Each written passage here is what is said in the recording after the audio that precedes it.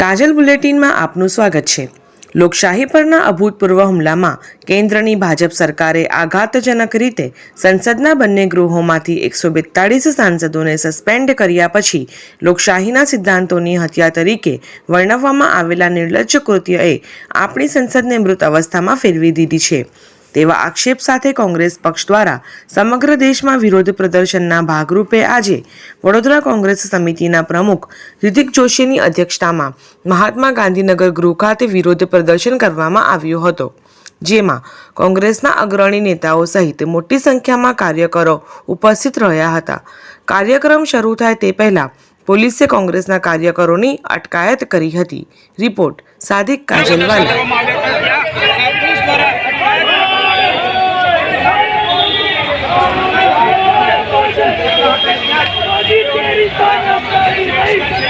અટકાયત કરવામાં આવેલા હતા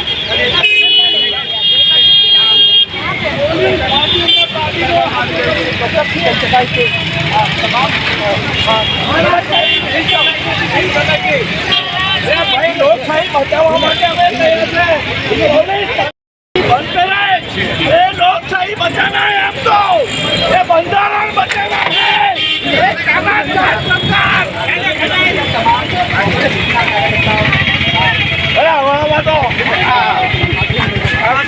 તમે શું કહેતા ધરપકડ કરવામાં તાનાશાહી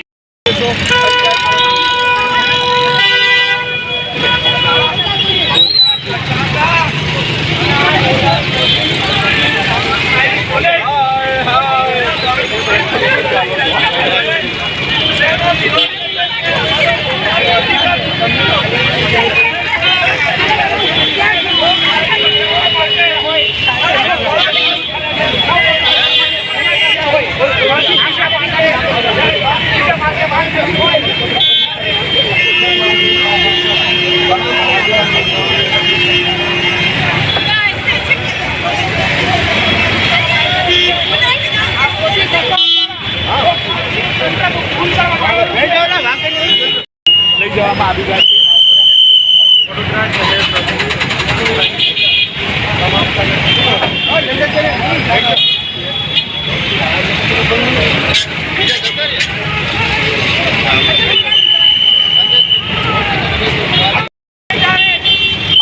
સેન્ટ્રલ ગવર્મેન્ટ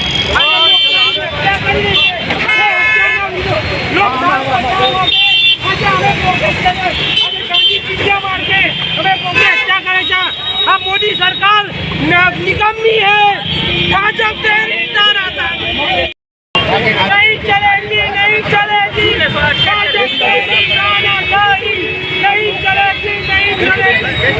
लोकशाही बचाओ, देश बचाओ, लोकशाही बचाओ, देश बचाओ। भाजप तेरी तानाशाही नहीं चलेगी, लोकशाही बचाओ, देश बचाओ। સૌથી મોટી લોકશાહી છે અને તમામ થઈ ગયું છે જાણે લોકશાહી અત્યારે ખતરામાં છે। લોકોના ચૂંટાયેલા 146 સાંસદો જયારે સસ્પેન્ડ કરવા